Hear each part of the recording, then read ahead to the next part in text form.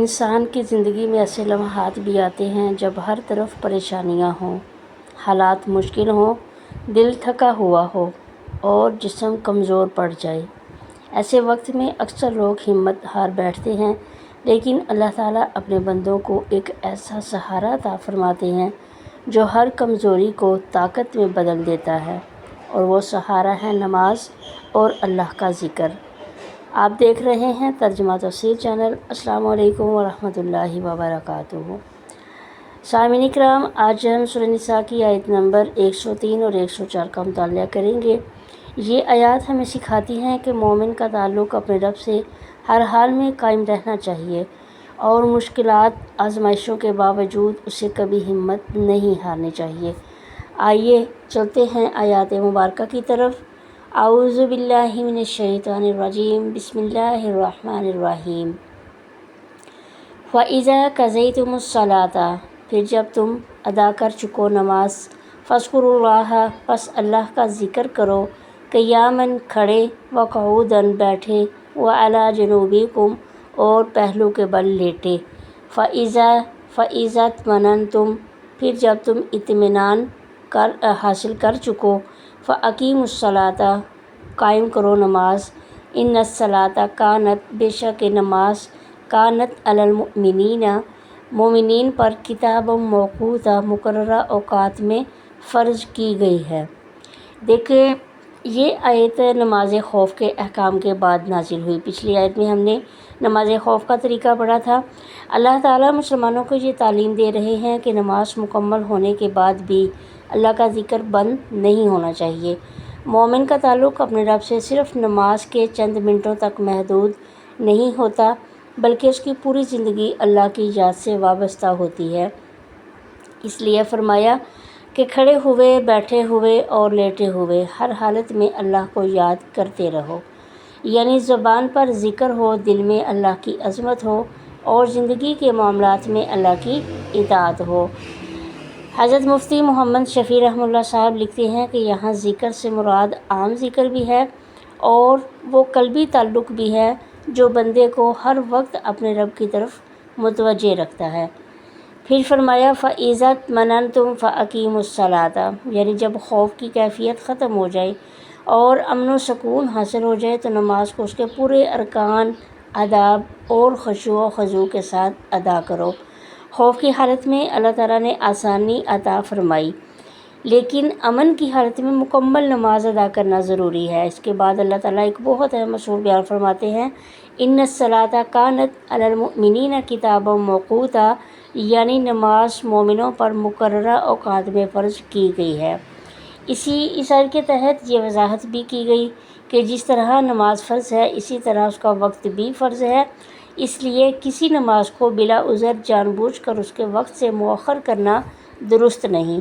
یہ آیت ہمیں نماز کی پابندی اور وقت کی حفاظت کا درس دیتی ہے۔ وَلَا تَهِنُوا فِي ابْتِغَاءِ الْقَوْمِ، اور ان لوگوں کا پیچھا کرنے میں کمزوری نہ کرو۔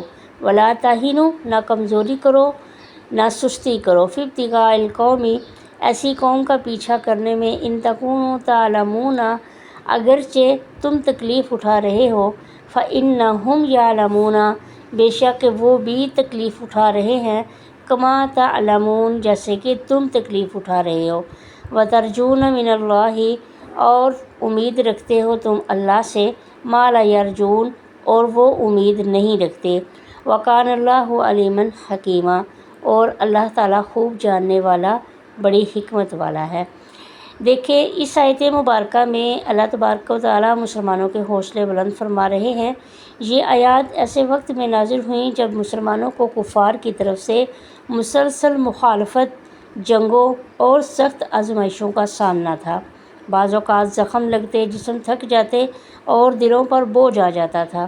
ایسی حالت میں اللہ تعالیٰ فرماتے ہیں وَلَا تَهِنُوا، یعنی کمزور مت پڑو، ہمت مت ہارو، اور دشمن کے مقابلے میں سستی مت دکھاؤ۔ پھر ایک نہایت دل کو چھو لینے والی بات فرمائی، اگر تمہیں درد ہوتا ہے تو دشمن کو بھی درد ہوتا ہے، اگر تم زخمی ہوتے ہو وہ بھی زخمی ہوتے ہیں، تم تھکتے ہو وہ بھی تھکتے ہیں، یعنی تکلیف صرف تمہارا حصہ نہیں، تمہارا مخالف بھی اسی طرح کی مشقت برداشت کر رہا ہے، لیکن دونوں میں بنیادی فرق ہے۔ اللہ تعالیٰ فرماتے ہیں وَتَرْجُونَ مِنَ اللَّهِ مَا لَا يَرْجُونَ، تم اللہ سے وہ امید رکھتے ہو جو وہ نہیں رکھتے۔ مومن جب کوئی قربانی دیتا ہے تو اسے یقین ہوتا ہے کہ اللہ اس کی قربانی کو ضائع نہیں کرے گا، وہ اللہ کی رضا کا امیدوار ہوتا ہے، وہ مغفرت کا امیدوار ہوتا ہے، وہ جنت کا امیدوار ہوتا ہے، وہ اپنے رب کی رحمت کا امیدوار ہوتا ہے۔ لیکن کافر کے پاس ایسی کوئی امید نہیں۔ اسی طرح یہ بات لکھی گئی ہے اس مقام پر کہ مومن کی اصل قوت اس کا ایمان، آخرت پر یقین ہے، اور یہی یقین اسے وہ طاقت دیتا ہے جو ظاہری اسباب سے حاصل نہیں ہو سکتے۔ اسی لیے مسلمان مشکلات کو دیکھ کر مایوس نہیں ہوتا، بلکہ اللہ پر بھروسہ کرتے ہوئے آگے بڑھتا ہے۔ اور پھر آخر میں اس کے فرما دیا کہ وَقَانَ اللَّهُ عَلِيمًا حَكِيمًا، اللہ سب کچھ جاننے والے، حکمت والے ہیں۔ وہ اپنے بندوں کے حالات سے بھی واقف ہیں، اور ان کے لیے جو فیصلہ کرتے ہیں وہ بھی کامل حکمت پر مبنی ہوتا ہے۔ ناظرین، آج کی آیات ہمیں یاد دلاتی ہیں کہ مومن کی طاقت، سب سے بڑی طاقت اس کا اللہ سے تعلق ہے۔ جب حالات مشکل ہوں تو نماز کا سہارا لو، جب دل پریشان ہو تو ذکر الہی میں سکون تلاش کرو، جب راستہ کٹھن ہو تو اللہ کی رحمت سے امید وابستہ رکھو، اور جب آزمائشیں آئیں تو یاد رکھو کہ مومن کبھی تنہا نہیں ہوتا، کیونکہ اس کا رب اس کے ساتھ ہوتا ہے۔ اللہ تعالی ہمیں نماز کی پابندی کرنے، ہر حال میں اپنا ذکر زندہ رکھنے اور مشکلات میں ثابت قدم رہنے کی توفیق عطا فرمائے۔ آمین یا رب العالمین۔ ویڈیو اچھی لگی ہو تو لائک شیئر ضرور کریں، جو لوگ چینل پر نئے ہیں چینل سبسکرائب لازمی کریں۔ ملتے ہیں ایک نئی ویڈیو کے ساتھ، تب تک کے لیے اللہ نگہبان۔ السلام علیکم ورحمۃ اللہ وبرکاتہ۔